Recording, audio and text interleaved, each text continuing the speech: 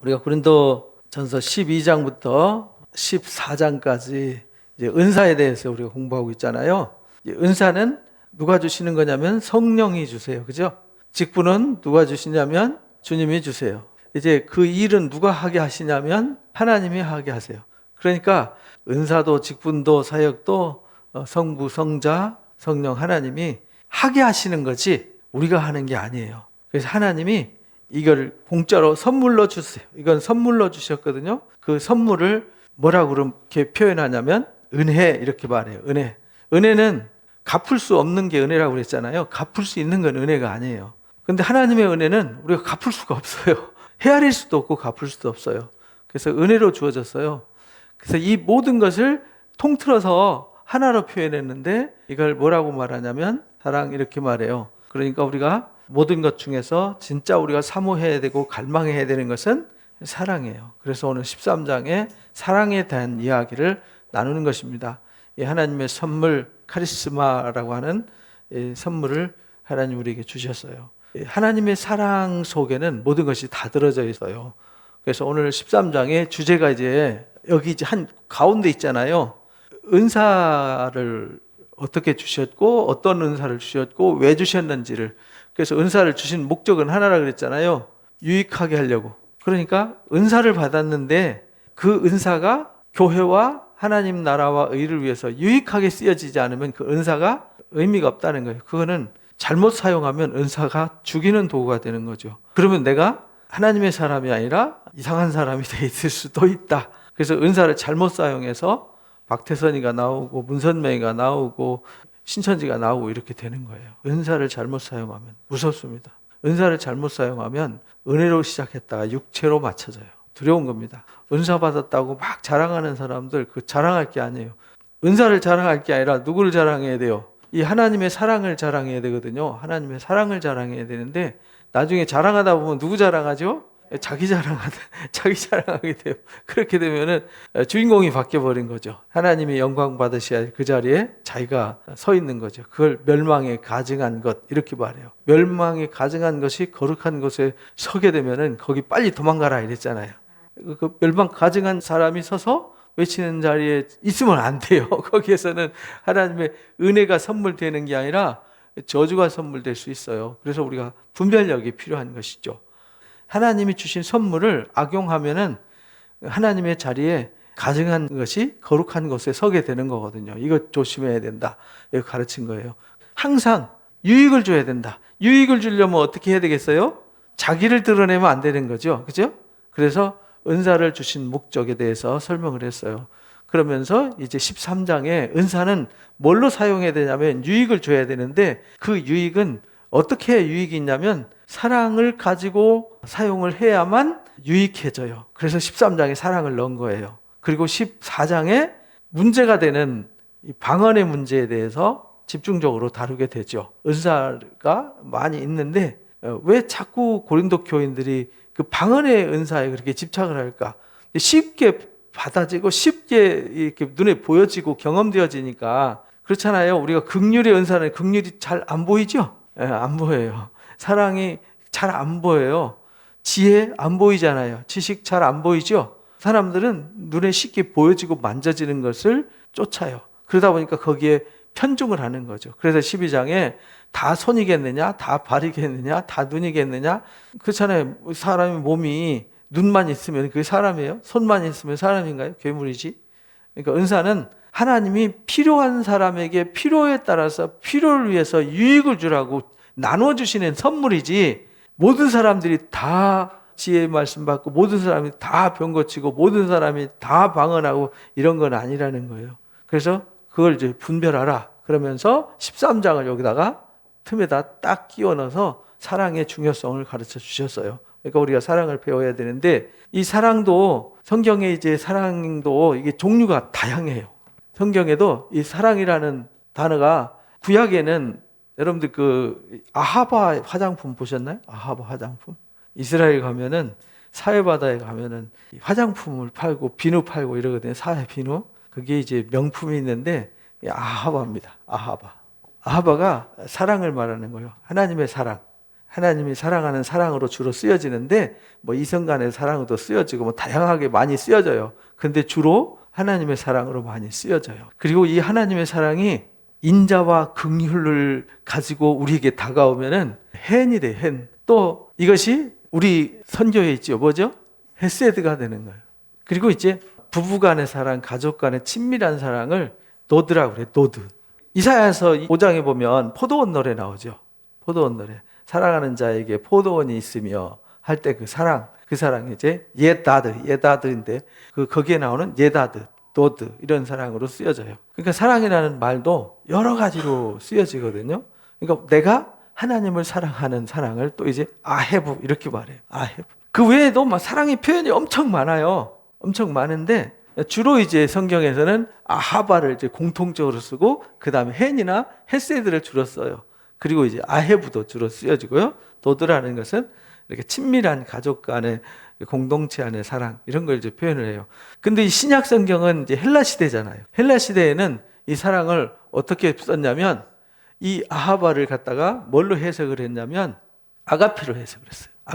아가페는 하나님의 신적 사랑. 헬라 사람들은 그렇게 생각했어요. 사람이 하는 사랑이 아니라 신이 사람을 사랑하는 사랑.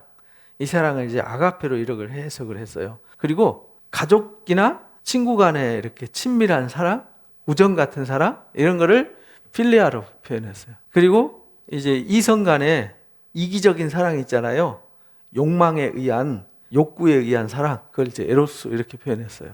그리고 부모가 자식을 사랑하는 사랑 있잖아요. 부모가 자식을 사랑하고 가족이 가족을 사랑하는 사랑을 도르게 이렇게 표현했어요. 그리고 우리가 가난하고 약한 사람들을 불쌍히 여겨서 긍휼을 베푸는 그런 사랑이 있잖아요. 그걸 또 구분했어요. 필란드로피아. 그러니까 사랑의 종류가 이거 외에도 많아요. 부모가 자식을 사랑하는 사랑, 자식을 이제 테크논이라고 그래요. 테크노. 앞에다가 필로가 사랑이거든요. 필로 테크노. 그러면 또 이제 부모가 자식만 사랑하는, 아들을 사랑하고 이런 사랑. 내가 하나님을 사랑해요. 하나님의 사랑. 그러면 이제 그 앞에 필로에다가 하나님의 이름이 데우스. 그러니까 필로 데우스. 이러면 또 이제 하나님의 사랑. 이렇게 다양하게 표현을 많이 했어요. 그러니까 사랑의 표현이 뭐 한 10몇 가지 돼요. 근데 주로 성경에서 등장하는 사랑은 아가페예요. 오늘 여기 13장에서 말하는 사랑. 이건 전부 다 아가페예요. 우리가 요한일서 4장에서 공부하는 하나님은 사랑이시다. 그러니까 우리가 서로 사랑하는 게 마땅하다 할 때 그 사랑은 전부 다 아가페예요. 예수님이 베드로한테 요한복음 21장에서 요한의 아들 시몬아 네가 나 사랑하니? 라고 물을 때 그때 아가페예요. 근데 제가 주님을 사랑합니다 라고 베드로가 주님 앞에 사랑한다고 고백한 그 사랑은 필리아예요. 묘하죠? 주님은 계속 아가페로 질문을 하는데 베드로는 계속 필리아로 대답을 해요. 왜 그러냐? 아직 성령 받지 않은 상태잖아요. 그러니까 하나님의 사랑을 아직 온전히 깨닫지를 못한 거죠. 부활하신 주님을 만났지만 진짜 주님을 위해서 십자가에 거꾸로 매달려 순교하잖아요. 근데 지금 주님을 만나서 내 양을 치라, 내 양을 먹이라 부탁할 때에 내가 아가페 사랑으로 나를 사랑하니? 이런 말이거든요. 베드로는 그 아가페라는 말을 이해가 잘 안 되는 거죠. 그러니까 필리아로 대답하는 거예요. 그래서 마지막에 세 번째 질문할 때 다시 질문해요. 네가 나를 필리아하니? 이렇게 진짜 나를 친구처럼 그렇게 사랑하니? 이런 말이에요. 그래? 그러면은 내 양떼를 부탁할게. 이렇게 이제 말씀하세요. 그러니까 베드로가 성령 받고 나서 이제 아가페가 뭔지를 알았어요. 아가페가 뭔지 아니까 이제는 사랑의 본질을 깨닫고 나니까 주변에서 어떤 핍박도, 주변에서 어떤 환난도, 어떤 역경도 반응하지 않고 오히려 불쌍히 여기고 긍휼히 여기는 사랑으로 바뀌었어요. 그러니까 우리가 억지로 하나님을 사랑할 수 없어요. 억지로 사람을 사랑할 수 없어요. 그거는 필리아예요. 에로스, 이기적인 사랑이죠. 자기 욕망을 이루기 위한 사랑, 이성 간에 이런 건 에로스예요. 우리가 사랑하는 사랑은 필리아도 아니고 에로스도 아니고 가족 간에 사랑하는 스토르게도 아니고 약자들을 사랑하고 긍휼을 베푸기 위해서 구호 이렇게 해주는 사랑, 필란드라피아도 아니에요. 그러니까 우리가 사랑하는 사랑은 아가페의 사랑을 배우는 거예요. 아가페의 사랑을 가지고 우리가 가족 간에도 사랑해야 되고 이웃 간에 사랑해야 되는데 헬라 사람들이 말하는 필레아나 에로스나 이런 다양한 종류의 뭐 요즘은 거기에 사랑의 종류가 또 마니아도 있죠. 마니아도 거기서 나온 말이에요. 미치광이의 사랑을 마니아라 그러거든요. 그래서 다양한 사랑이 있지만 요즘 인터넷 뒤져본 거 쫙 뭐 사랑의 종류 7가지, 사랑의 종류 13가지 뭐 이래가지고 그런 성경에서 말하는 사랑은 그런 사랑이 아니에요. 그런 거는 다 잊어주세요. 이거는 성경에서 말하는 사랑은 뭐라고요? 아가페의 사랑을 가르치는 것입니다. 그러니까 우리가 깨달아야 되고 받아야 되는 것은 아가페, 아하바의 사랑, 헨과 헤세드의 사랑을 우리가 배우는 거예요. 헤세드의 사랑을 아가페의 사랑으로 마음을 써서 선물하는 선물을 뭐라 그러냐면 카리스 이렇게 말해요. 그래서 이 헤세드가 또 헨이 바뀌는 것이 카리스가 되는 거예요. 우리 카리스라는 말은 은혜라는 말이에요. 하나님이 주시는 선물이에요. 우리가 하나님 앞에 와서 받아야 되는 사랑은 그런 사랑이에요. 내가 천사의 말을 하고 사람의 방언을 해도 뭐가 없으면 이 아가페가 없으면 이런 말이에요. 여기 전부 다 아가페예요. 아가페의 사랑이 없으면 소리나는 구리와 울리는 꽹과리에 불과하다. 인간이 그 이벤트에 불과하다는 거예요. 이벤트는 가면 쓰고도 얼마든지 하잖아요. 그죠? 인간의 사랑은 앞에서는 다 나는 사랑해 하고 뒤에 가서 딴짓하고 이러잖아요. 그런 사랑은 성경에서 가르치지 않아요. 이 신약 성경에서 에로스라는 사랑은 한 단어도 나오질 않아요. 에스겔서 33장에 또는 에스겔서 16장 이런 뭐 부패한 사랑 나오잖아요. 그런 사랑을 성경에서 말하지 않아요. 우리가 가르치는 사랑은 아하바의 사랑, 헤세드의 사랑, 아가페의 사랑이라는 걸 잃어버리면 안 돼요. 하나님이 주시는 카리스마의 사랑이에요. 그래서 이 사랑을 받고 이 사랑을 깨달을 때에만 우리가 은사를 어떻게 쓸 수 있어요? 유익하게 쓸 수 있어요. 근데 이 사랑을 소유하지 못하면 유익하게 쓰는 것이 아니라 자기 우월함을 드러내는 데 써요. 요즘 기독교인들 많이 그러지 않습니까? 나 방언 받았는데 너는 방언도 못 받았냐? 이거는 아가페의 사랑이 없는 사람들이 하는 거예요. 하나님이 은사를 주셨으면 겸손해져야 되고 어떻게 돼야 되죠? 낮아져야 돼요. 그래서 이제 뒤에 그걸 설명하는 거예요. 그리고 예언하는 능력, 뭐 성경의 모든 비밀, 지식, 산을 옮길 만한 믿음 이런 거 있어도 뭐가 없으면 이 아가페의 사랑이 없으면 아무것도 아니에요. 이 시끄러운 소음에 불과할 수도 있고요. 아무것도 아닌 것이 될 수도 있어요. 그러니까 아가페의 사랑이 가미되지 않은 이 수고와 헌신 이런 거는 괜한 수고죠. 괜한 수고. 저와 여러분은 이 사랑을 깨달아야 돼요. 그러니까 교회 안에 있어야 되는 사랑은 바로 이 사랑이에요. 이 사랑을 받고 이 사랑을 깨닫고 이 사랑으로 살아가야 돼요. 억지로 여러분 사랑하세요. 여러분들 서로 인사하시고 사랑하세요. 허깅하세요 했다고 해서 이게 아가페의 사랑이 생기는 거 아닙니다. 이 아가페의 사랑은 하나님의 사랑을 받아서 그 사랑이 내 속에 들어왔을 때만 그게 되는 거예요.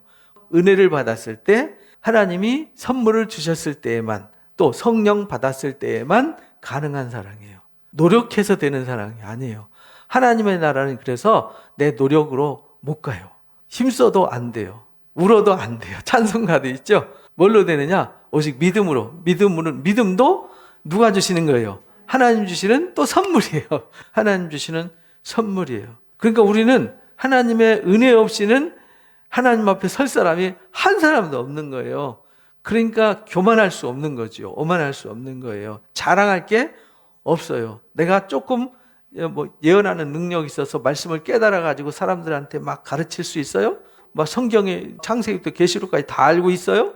그리고 성경 모든 지식 다 알고 있어요? 산을 옮길 수 있는 믿음이 있어요? 대단해요? 근데 그 사랑이 없을 때는 아무것도 아니라는 거예요. 그러니까 우리가 주 안에서 무슨 일을 할 때 사랑이 빠진 일을 하지 마세요. 안 하는 게 낫습니다. 괜히 해봤자 본인 손에 다른 사람들 상처 주는 것 이렇게 되는 거예요. 그럼 하나님도 슬퍼하시고 나한테도 유익이 없고 이웃한테도 유익이 없어요. 그럼 그거 왜 했어요? 사탄한테 이용만 당한 꼴이 되는 거죠. 그래서 항상 우리가 그리스도 안에서 살아가야 되는 삶의 자세는 뭐냐면 내가 은혜를 받자, 힘써 은혜를 받자. 우리가 주일날 말씀을 여러 번 들었죠. 힘써 은혜를 받으면요.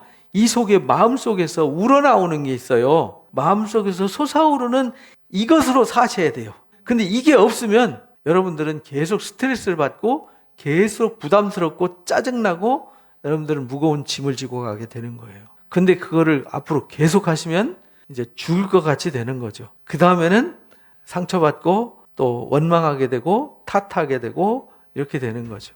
이 죄의 속성이 그래요.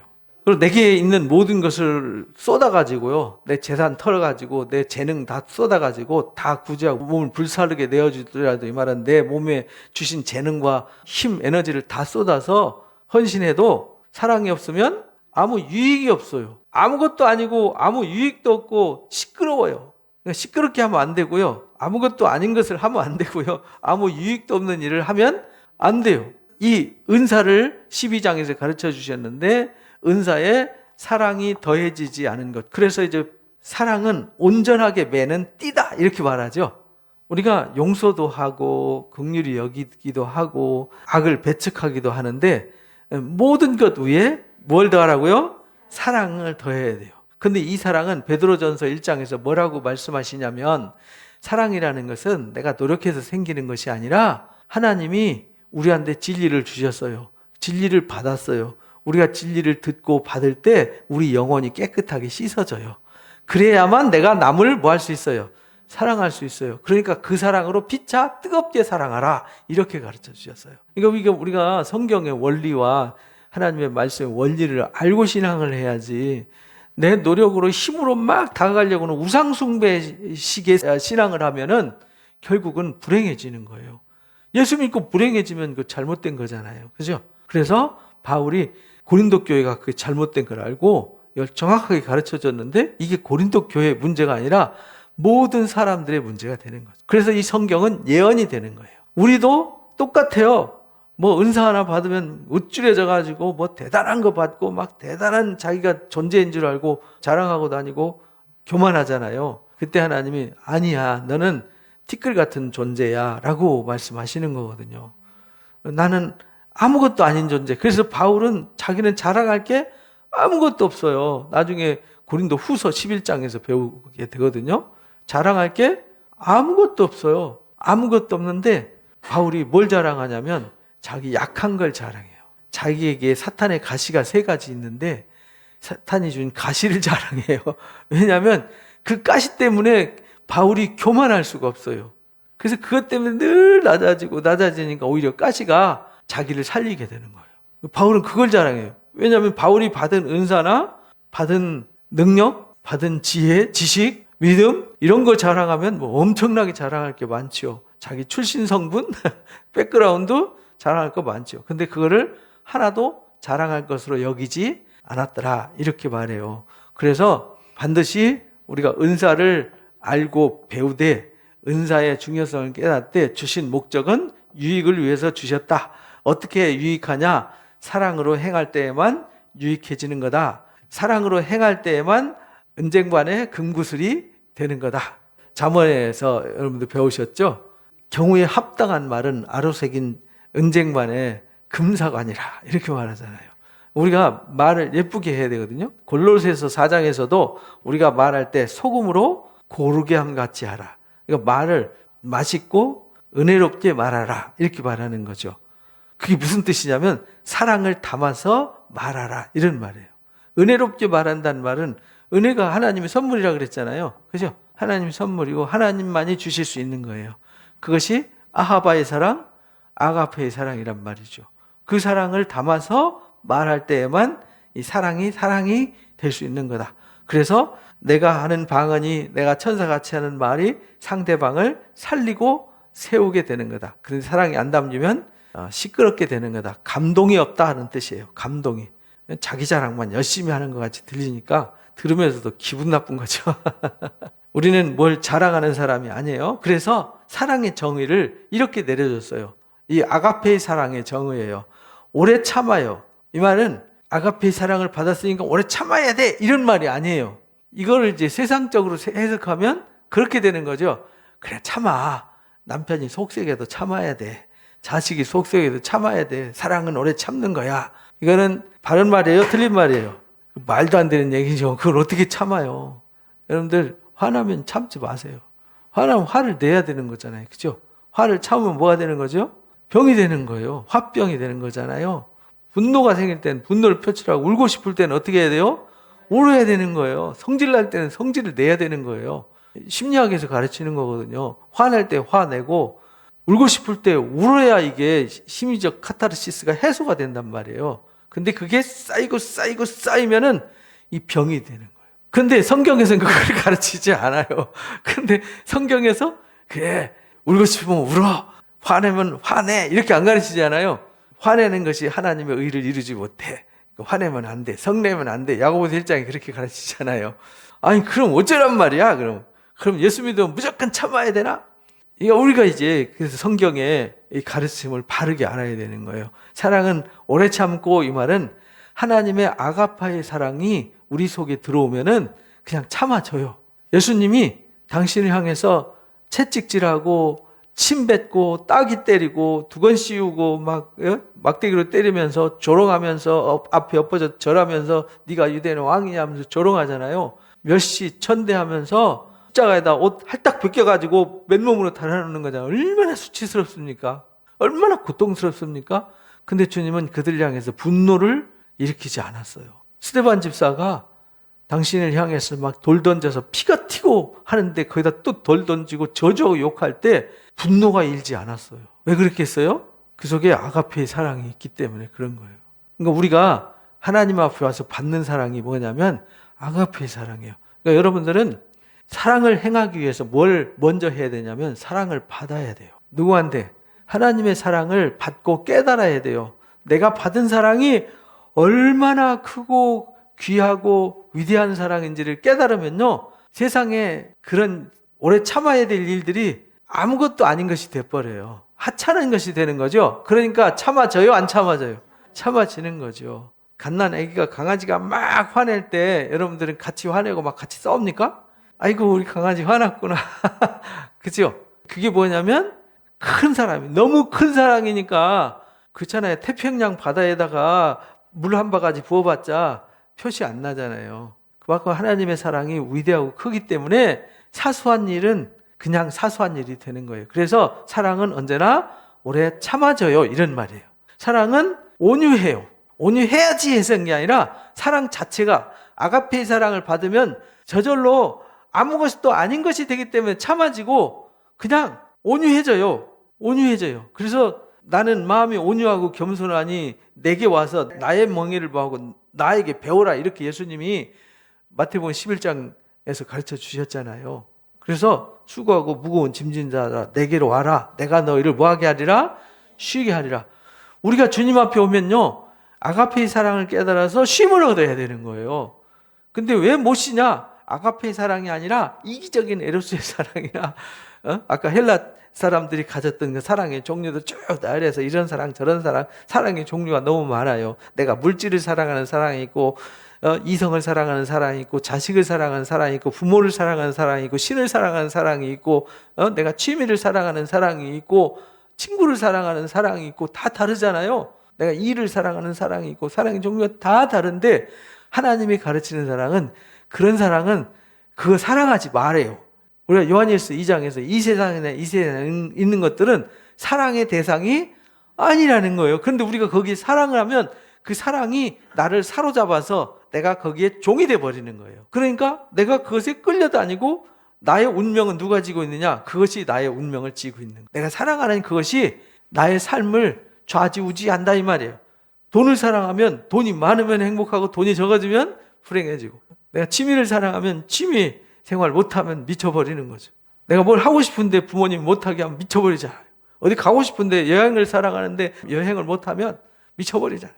그런 거 사랑하지 말라는 거예요. 결국은 그것이 서로 관계를 깨고 파멸과 불행이 되니까 그것은 누리라고 주신 것이지 사랑하라고 준 것이 아니라는 겁니다. 수고함으로 누리라고 주신 거지. 그래서 사랑은 온유해져요. 사랑하면요, 시기 절대로 할 수가 없어요. 왜?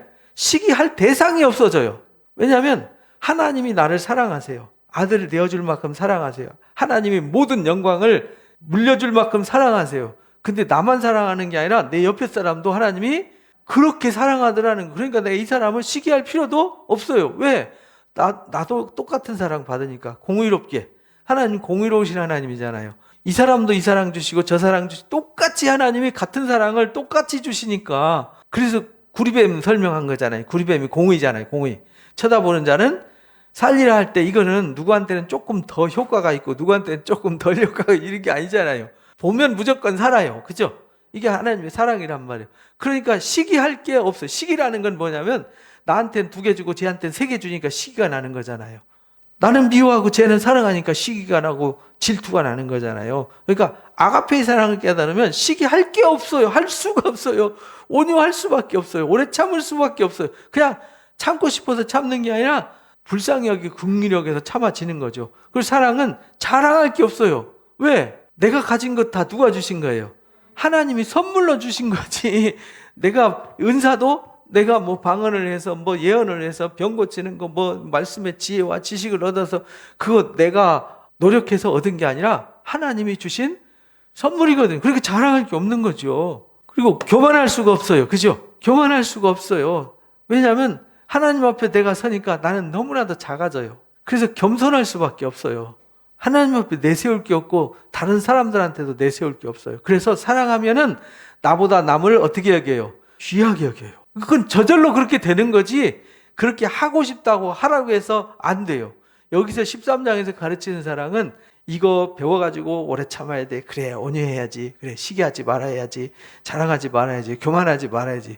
죽었다 깨나도 안 됩니다. 오히려 사랑하려다가 병들어 버려요.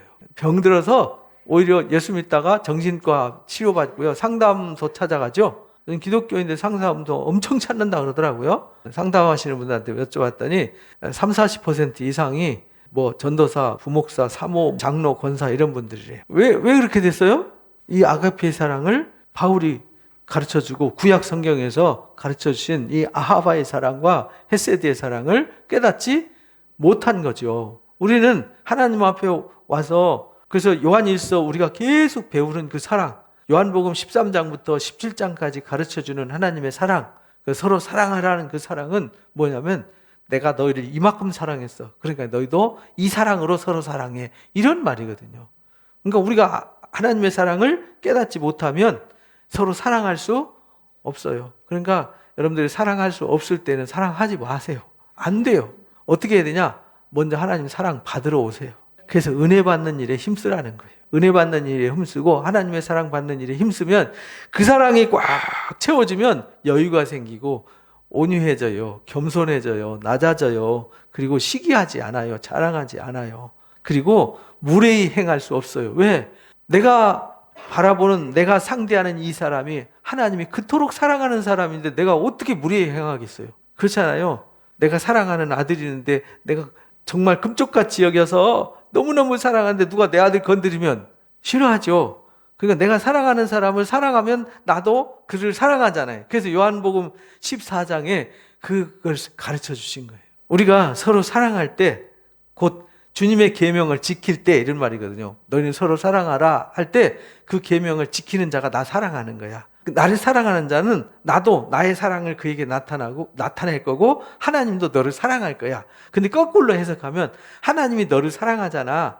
나도 너 사랑해. 그 사랑을 가지고 서로 사랑하면 돼. 이런 말이거든요. 그래서 무례히 행할 수 없어요. 왜? 한 사람 한 사람이 너무 소중해. 그 사람이 잘났고 못났고 똑똑하고 부자고 가난하고 권력이 있고 없고 아무 상관없어요. 그냥 그 사람 자체를 하나님이 사랑하시기 때문에 나도 그 사람을 사랑해야 되는 거예요. 그래서 원수까지도 뭐하라고 그래요?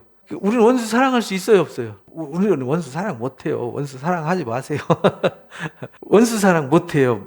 근데 하나님의 사랑이 들어오면은 원수도 사랑이 돼요. 그러니까 이게 신비한 거예요. 그리고 자기의 유익을 절대 구하지 않아요. 왜? 내 이익을 얻기 위해서 누구를 이용할 필요가 없어요. 하나님의 사랑은 누가 공급해 주세요? 한없이 무한대로 공급해 주시잖아요. 그걸 아니까 사람한테 받으려고 막 쫓아다니면서 앵앵거리지 않는다는 거예요. 그러니까 사랑을 깨달으면 나한테 유익하고 남한테 유익할 수밖에. 그리고 성도 내지 않아요. 성낸다는 건 왜 성내는 거죠? 내 뜻대로 안 되니까. 내 욕심대로 안 되니까. 그래서 내 뜻대로 내 욕심대로 안 돼도 괜찮아요. 왜냐하면 어떤 일이 있으면 하나님의 사랑이 있으면요 그냥 받아들여요. 다윗이 하나님의 사랑을 진짜 많이 깨달은 사람이잖아요. 그래서 시편 우리가 이제 수요일 날부터 공부 시작했는데 시편을 여러분들이 그래서 잘 배워야 돼요. 시편을 배우면 뭘 깨닫냐? 아하바의 사랑과 헤세드의 사랑을 깨닫는 거예요. 성내지 않아요. 악한 거 생각? 안 해요. 할 수가 없어요. 악한 것이 들어올 틈도 없고요. 들어올 수도 없어요. 악한 것 생각하기보단 어떻게 하면 하나님을 기쁘게 할까? 그렇잖아요. 우리가 사람을 사랑해도 어떻게 하면 저 사람한테 기쁨을 줄까? 어떻게 하면 저 사람 즐겁게 할까? 그것만 생각하지. 어떻게 하면 저는 끌어내려서 괴롭힐까? 이렇게 생각하는 사람 있나요? 사랑하는 자식한테, 사랑하는 연인한테, 사랑하는 부모님한테 어떻게 하면 골탕 먹일까? 어떻게 하면 그냥 지옥불에 던져가서 아주 불 속에서 튀도록 그냥 팔팔 뛰게 만들까? 그런 거 연구 안 하잖아요. 어떻게 하면 기쁘게 해드릴까? 어떻게 하면 즐겁게 해드릴까? 어떻게 하면 깜짝 놀라게 해줄까? 이런 것만 생각하잖아요. 그러니까 우리가요, 아가페의 사랑을 깨달으면 어떻게 하면 하나님을 기쁘게 해드릴까? 어떻게 하면 저 사람의 아픔을 보듬어 줄까? 어떻게 하면 저 사람 무거운 짐을 벗겨줄까? 저 사람의 상처를 싸매줄까? 이런 거 생각한다는 거예요. 아가페의 사랑을 깨달으면. 그러니까 우리가 기도하는 거 왜 기도해요? 돈 주세요, 이거 이루어주세요, 저것 주세요, 이런 욕심을 위해서 기도하지 말고 사랑을 구하라는 거예요. 최고의 은사는 그래서 사랑이에요. 사랑을 구하라는 거예요. 왜? 사랑을 구해서 사랑을 얻으면 모든 것 다 해결. 그래서 사랑은 율법이 뭐라 그래요? 완성이라. 우리가 로마서 13장에서 배웠죠? 사랑은 이웃에게 악을 행하지 않아요. 이 사랑이 무슨 사랑이에요? 아가페의 사랑은요, 이웃에게 악을 행할 수 없어요. 그러므로 사랑은 율법의 완성이다. 그래서 여기 다 사랑의 빛 외에는 빚지지 마라, 간음하지 마라, 살리지 마라, 하지 마라, 도둑질하지 마라, 탐내지 마라 한 것과 그 외에 다른 계명이 있다 하더라도 내 이웃을 내 자신과 같이 사랑하라 하신 그 말씀 속에 다 들어있다. 그러니까 우리가 사랑하면 끝나는 거죠. 그래서 예수님도 계명과 성경 전체를 요약해서 두 마디로 가르쳐 주셨어요. 주 너의 하나님을 제1로 사랑하라, 내 이웃을 내 몸같이 사랑하라. 마태복음 22장 37절에서 10절까지 가르쳐 준 말씀이죠. 그러니까요, 우리가 사랑하면 모든 것이 다 해결돼요. 결혼할 때에도 주례할 때 부부간에 사랑하십시오 이렇게 말하는데, 그 사랑은 주로 어떤 사랑이냐면 에로스의 사랑입니다. 에로스의 사랑은 이기적이에요. 이기적인데 내 욕망 충족 안 되면 어떻게 돼요? 충돌하고 싸우는 거죠. 그러나 결혼할 때에도 이 아가페의 사랑을 깨닫고 아가페의 사랑의 반석 위에 세워진 가정은 평생 신혼이 되는 거죠. 그래서 우리 자식들한테 뭘 물려줘야 돼요? 아가페의 사랑을 물려주면 빌딩 물려주는 것보다 더 위대한 거 물려주는 거예요. 빌딩 가지면 뭐예요? 맨날 싸우고 사고치고 문제 일으키고 지옥을 사는데, 그러다가 지옥 갈 건데 그럼 무슨 의미가 있냐고요. 가진 거 없어도 초가상간에 우리 찬송도 있잖아요. 초가상간도 주님 모시고 사는 것보다 위대한 사랑은 없어요. 그러니까 우리가 사랑이 무엇인가에 대한 정의를 바울이 가르쳐줬는데 이건 너무나도 고귀한 거예요. 이 13장은 우리가 읽으면서 마음속에 깊이 새기면서 이런 사랑이구나. 근데 이 사랑이 마음으로 느껴지고 감동이 돼야 돼요. 그리고 내가 사람을 봤을 때 그런 사랑으로 사람을 사랑할 수 있는 상태. 그래서 우리가 이걸 가지고 기도해야 되는 거예요. 그래서 여러분들 이 하나님의 사랑으로 꽉꽉 채우시기 바랍니다. 와서 여러분들 예배하고 이렇게 말씀을 들을 때 뭐가 공급되냐면 이 사랑이, 이 은혜가 공급되어지는 거예요. 그러니까 이 사랑을 채우는 사람들은 진짜 사랑하면서 행복하게 살 수 있고, 이 사랑이 없으면요, 왜 나 안 도와주나, 왜 나를 이렇게 힘들게 하나, 나만 갖고 그래, 막 이렇게 되는 거죠. 남들은 저렇다는데 비교하면서 시기하고 질투하고 원망하게 되고 핑계하고 탓하게 되고, 그러면 거기 전쟁밖에 더 있어요? 전쟁과 갈등 속에는 파괴와 파멸이 오는 거죠. 거기는 저주가 임하게 되는 겁니다.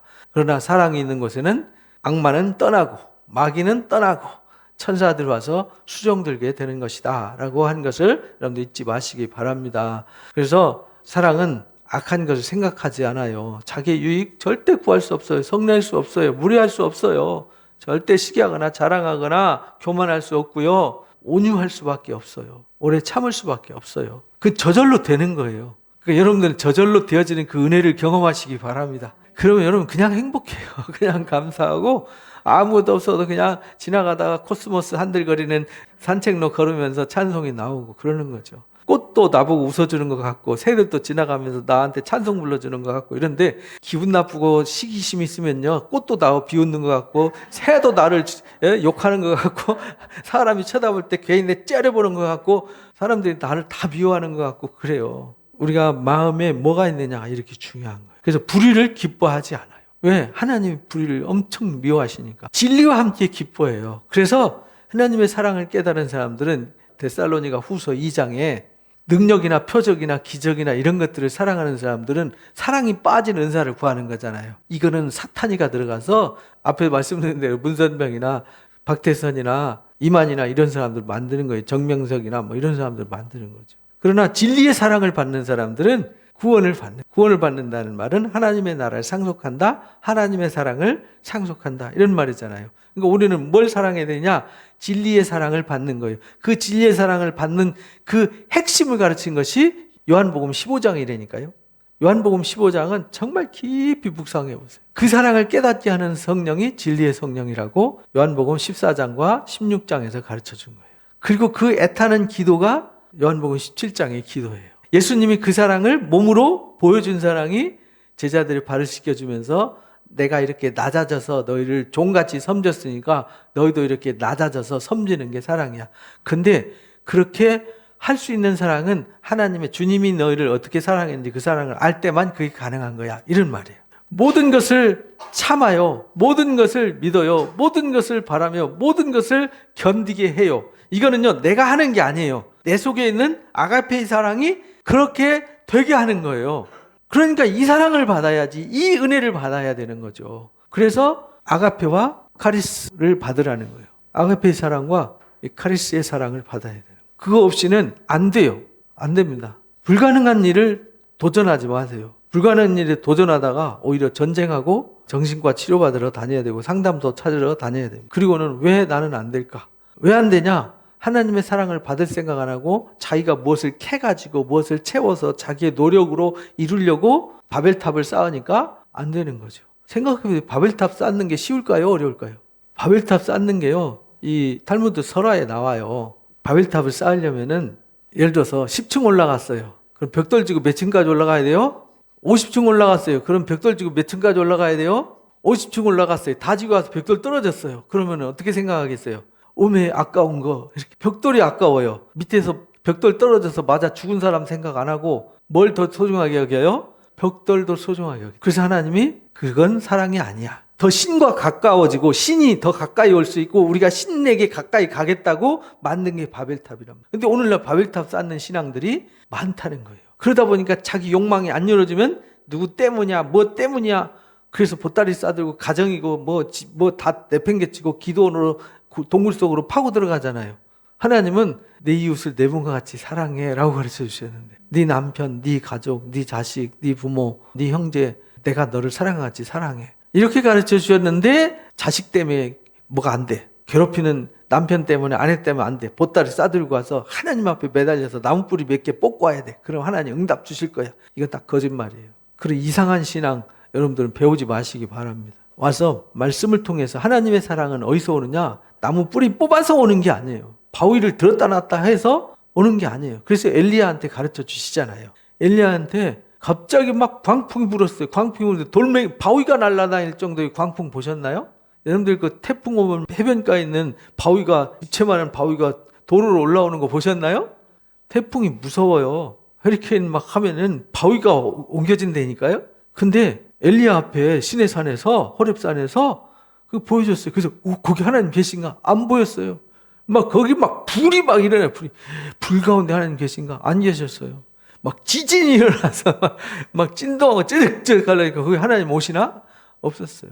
다 지난 뒤에 세미한 음성이 들렸더라 이렇게 말하죠. 하나님은 거기 계셨어요. 하나님 어디 계시냐면 세미한 음성 말씀 속에 계신 하나님이에요. 그러니까 우리가 하나님의 사랑을 어디서 받아요? 말씀의 은혜를 통해서 깨닫는 거예요. 그러니까 우리가 성경을 읽어야 되고 들어야 되고 배워야 되고 깊이 묵상해야 돼요. 어떻게 묵상해야 된다고요? 깊이 묵상이라는 말은 이 마음에 새긴다는 말이에요. 메디테이트라는 뜻이 그런 말이에요. 마치 약을 먹으면 약이 우리 몸에 흡수돼서 우리 몸을 치유하잖아요. 이것처럼 하나님 말씀이 약과 같아요. 신약과 구약에 들어가서 우리 몸에 젖어서 내 것이 되는 거죠. 금강석 철필로 새겨야 돼요. 새겨서 지워지지 않게 돼요. 사랑을 쓰려거든 세상은 뭘로 쓰라 그러죠? 연필로 쓰라. 왜요? 지우개로 빡빡 지울 수 있으니까. 세상의 사랑이 그래요. 근데 하나님의 사랑은 지울 수 없도록 새기라고 그렇게 막. 그래서 모든 것을 바라고 모든 것을 믿고 모든 것을 참고 모든 것을 견디게 해요. 그러니까 여러분들이 참아야 되고 믿어야 되고 바라야 되고 견딜 게 있으면 뭘 채우면 돼요? 하나님의 사랑을 채우면 돼요. 그러면요 하나님 주신 은사가 다 유익하게 사용이 돼요. 여러분들한테 주신 재능, 여러분들한테 주신 시간, 여러분들한테 주신 모든 것들이 다 가치가 살아나는 거예요. 왜? 사랑으로 하니까 다 유익하니까. 내가 남을 유익하게 하면 그것이 하나님께 영광이 되잖아요. 하나님께 영광이 되고 남한테 유익되니까 나한테는 더 유익이 돼요. 왜? 하나님도 나 사랑해 주시고 유익을 준 그 사람도 나를 사랑하니까. 그래서 여러분들은 많이 나누시고 베푸시기 바랍니다. 그럼 그 사람도 여러분들을 위해서 얼마나 많이 기도해주고 여러분들을 축복하겠어요.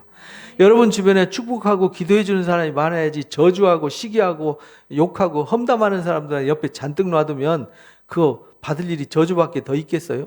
그래서 우리가 나눔을 헤세드 선교에 만들어서 나누는 이유는 많이 나누는 거예요. 나누면요, 그 받은 사람이 얼마나 감사하고 은혜가 되겠어요. 그죠? 그럼 기도할 때 한마디라도 기도하고 고마운 마음을 가지고 축복하잖아요. 근데 하나님이 축복하면 그 축복이 축복되게 해주신다고 말씀하셨잖아요. 제가 왜 가나안 땅입니까? 할 때 그 아브람 얘기하면서 창세기 12장 1절 얘기 말씀 올려드렸잖아요. 너를 축복하는 자는 축복하고 저주하는 자는 저주하리라. 이것이 이제 믿음의 사람들의 역사란 말이에요. 언약의 역사란 말이에요. 그래서 사랑은 언제까지나 뭐 하지 않아요? 떨어지지 않아요. 사랑은 떨어진다는 말은 없어지지 않는다는 거예요. 아가페의 사랑은 사라지는 게 아니에요. 에로스의 사랑은 생겼다 없어졌다 이러거든요. 스토르게의 사랑도요, 생겼다 없어졌다 해요. 필란드로피아 사랑도 생겼다 없어졌다. 필레아 사랑도 생겼다 없어졌다 이렇게 해요. 왜? 조건이 딸리니까. 친구가 잘해줄 때는 사랑하죠. 친구가 속색일 때는 사랑 못하죠. 자식이 사랑할 때 연인끼리 에로스의 사랑에 빡 빠졌는데 상대방이 신발 거꾸로 신으면은 사랑이 아니라 왼수가 되는 거죠. 불가능한 거예요. 안 되는 거예요. 아가페의 사랑은 변하지 않아요. 왜? 하나님이 변하지 않으니까. 하나님이 사랑이시니까. 사랑이신 하나님이 변치 않고 하나님의 사랑이 정오의 햇빛같이 처음부터 영원까지 동일하기 때문에 이 사랑은 없어지지 않아요. 그러니까 우리는 없어지지 않고 변하지 않는 사랑으로 채워야죠. 예언도 필요하죠. 예언도 일시적으로 쓰여지는 거잖아요. 그죠? 그때그때의 상황에 쓰여지잖아요. 아가페의 사랑은 하나님 나라에서도 영원한 거잖아요. 우리가 방언도 예언도 세상에 무엇을 주신 것은 하나님의 나라 이루어질 때까지 이 땅에서 사용하고 활용하라고 주신 가치에 불과하지 하나님 나라에 가면 다 의미 없는 거잖아요. 살았을 때 돈이 필요하고 살아있을 때 집도 필요하고 아파트 고급 아파트도 필요한 거지. 죽은 뒤에 무슨 아파트가 필요하고 돈이 필요하고 금이 뭔 필요하겠어요. 보석 반지가 왜 필요하겠어요. 죽을 때 반지 끼고 가시게? 괜히 반지 끼고 금리빨 물고 금 가슴에다가 금 품고 갔다가는 도둑놈들이 와서 무덤까지 다 파헤친다니까요. 그러니까요, 예언도 피하고 방언도 그치고 지식도 피하지만 사랑은 없어지지 않아요.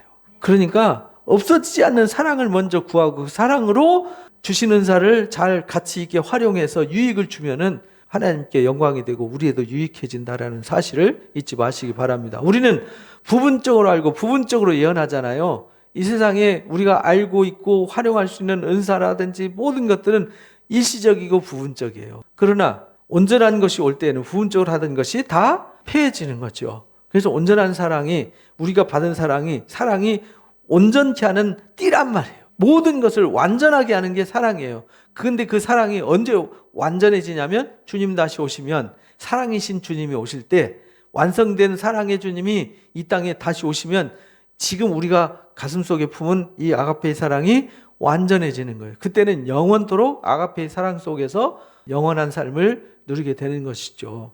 이 사랑을 깨달아야 되거든요. 그래서 우리가 어렸을 때에는 말하는 것이 어린아이 같아요.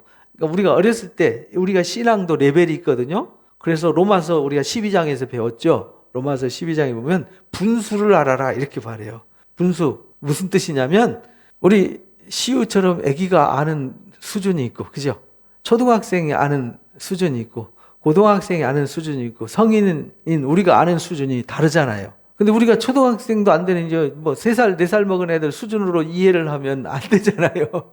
그때는 그 아이는 아무리 이해하려도 그 수준을 벗어날 수 없어요. 눈높이거든요. 책상 밑에 있으면요, 책상 위에 있는 거 아무리 설명해도 안 보이니까 몰라요.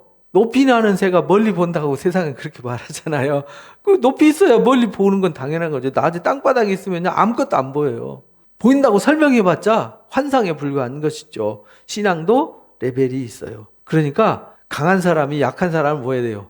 받아줘야죠. 왜? 그 사람의 입장에서 그 말이 옳아요. 그래서 여러분들 소그룹을 할 때 상대방이 잘 모르고 하는 말도 저 사람 수준에서는 그렇게 이해할 수 있으니까 그걸 이해해줘야지. 그게 아니고 그게 아니라니까 이렇게 하면요, 그 사람 듣는 입장에서는 짜증나죠. 자기 수준은 그렇게 이해되고 그거밖에 모르는데 그게 아니고 그러면 말하기 싫죠. 그럼 속으로 해서 재미없으니까 안 하는 거예요.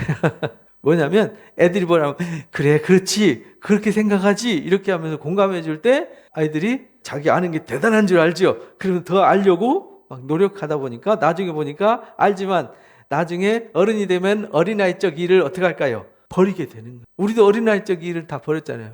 코수건 안 차고 다니고, 그죠? 똥기저귀 안 차고 다니잖아요. 말하는 것이 어렸을 때는 어린아이 같을 수밖에 없어요. 새가족은 새가족일 수밖에 없고요. 교회 다닌 지 이제 1, 2년 된 사람은 그 수준일 수밖에 없어요. 신앙 4, 50년 다녔는데도 어린아이처럼 돼 있으면 그건 뭔가 잘못된 거죠. 어른이 나이 40, 50 먹어갖고 코수건 달고 똥기저귀 차고 다니면 그거 이상한 거 아닙니까? 밥 차려주면 밥 떠먹여 달라고 그러고 목욕시켜 달라고 그러면 세수해 달라고 그러면 좀 정신이 이상한 거죠. 그죠?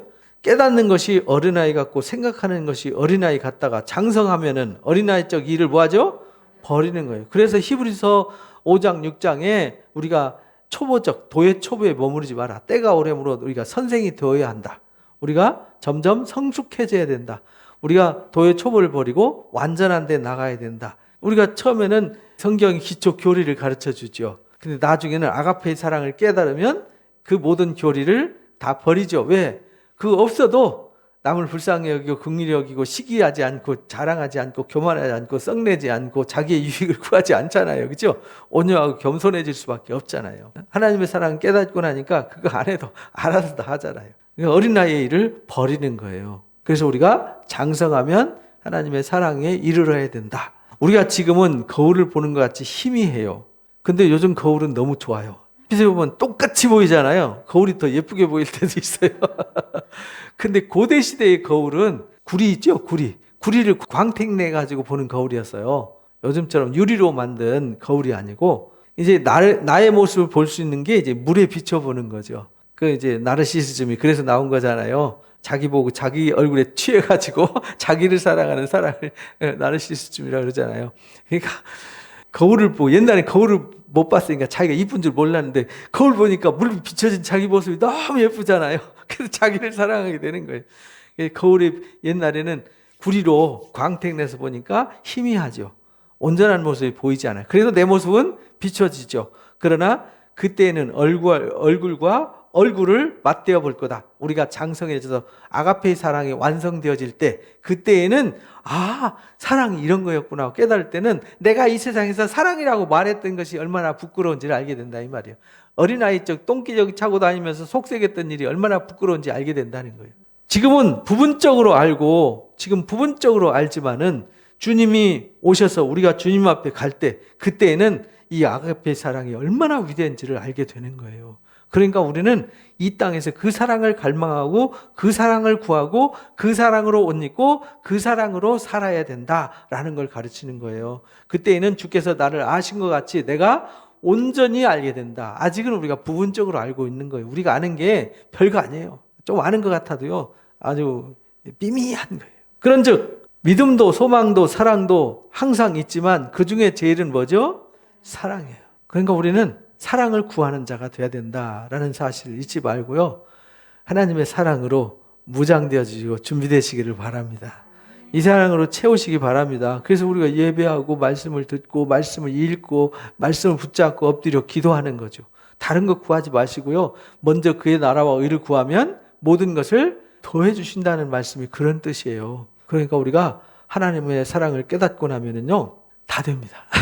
사랑이면 다 됩니다. 아가페의 사랑이면 다 됩니다. 이걸 깨달으시고 사랑이 제일임을 가슴속에 품으시고 우리가 주일날 또 말씀을 들었었죠. 사랑이 제일입니다. 지난주에 했나요? 그러니까 우리가 말씀을 가슴에 품으시고 사랑이 얼마나 소중한지를 가슴에 새기시고 이 시간 하나님의 사랑을 갈망하도록 우리 또 오늘 깨달은 말씀을 가지고 잠깐 기도하시고 마치도록 하겠습니다.